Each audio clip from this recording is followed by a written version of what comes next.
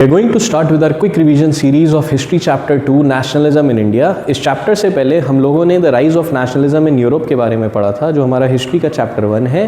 अब हम लोग उसी नेशनलिज्म की स्पिरिट को और उसका क्या इम्पैक्ट इंडिया के ऊपर पड़ता है और इंडियन नेशनल मूवमेंट के ऊपर क्या इम्पैक्ट पड़ता है नेशनलिज्म की भावना का, उसके बारे में हम लोग इस चैप्टर के अंदर देखने वाले हैं। This is also a long chapter.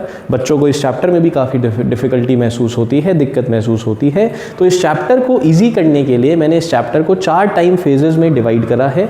वो क्या 4 टाइम फेजेस हैं, जब इस चैप्टर को हम लोग गो थ्रू करेंगे तो उन कौन से 4 टाइम फेजेस को हमें दिमाग में रखना है, हमें याद रखना है, उसे देखना ज़रूरी है। तो इस चैप्टर को पहला जो टाइम फेज है दैट इज़ फ्रॉम 1914 से 1919, यानी कि 1914 से 1919 के बीच में क्या घटनाक्रम घटा भारत के अंदर इंडियन नेशनल मूवमेंट के रिगार्डिंग, उसे हम लोग देखने वाले हैं। देखा जाए तो 1914 से पहले का हमें इस चैप्टर में कुछ नहीं दे रखा है, ना ही हमें कुछ भी याद रखना है। इसके बाद सेकेंड टाइम फेज जो हम लोग देखेंगे that is from 1920 to 1922 NCM movement के बारे में। ये है बिफोर NCM।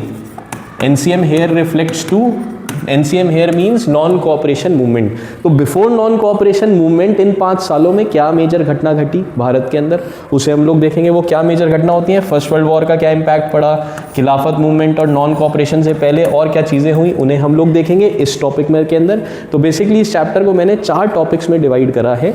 तो ये 4 टॉपिक्स में से पहले 2 टॉपिक ये हो गए।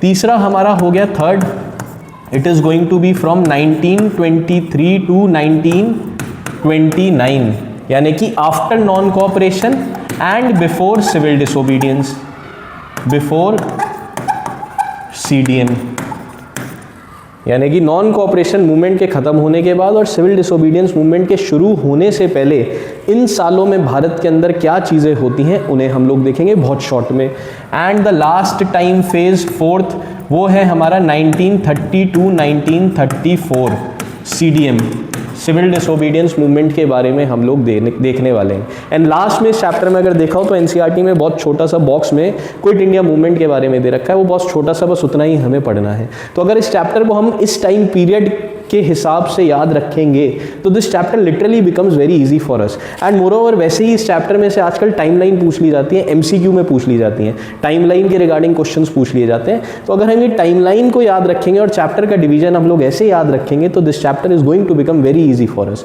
तो 4 videos I am going to make after this video. एक एंड जो dedicated 1 video will be on different timelines. They are all going to be quick videos, quick revision videos. तो ये टाइम फेज को हम लोगों को याद रखना है इस चैप्टर को पढ़ने से पहले। बेसिकली अगर हम इस टाइम फेज को देखें भी तो this is all Gandhi era, Gandhian era है कि गांधी जी का जब हिंदुस्तान के अंदर आ जाते हैं गांधी जी, और हिंदुस्तान में गांधी जी के आने के बाद 1915 में गांधी जी हिंदुस्तान में आ जाते हैं और उनके आने के बाद फिर नेशनल मूवमेंट की कमान गांधी जी के हाथ में आ जाती है। और फिर क्या होता है वो हम लोग देखने वाले हैं। And 2 major movement NCM and CDM, ये 2 मेजर मूवमेंट, इनके बारे में हम लोग पढ़ने वाले हैं। इसके बाद एक और मेजर मूवमेंट होगा क्विट इंडिया मूवमेंट, उसके बारे में बहुत छोटा सा बुक में दे रखा है। That is what we are going to look into, जो बुक में से ही हम लोग देखेंगे। तो that is what we are going to go through in this chapter. तो that is all in this video. ये एक इंट्रोडक्शन था इस वीडियो के अंदर इस चैप्टर के regarding. Thank you so much.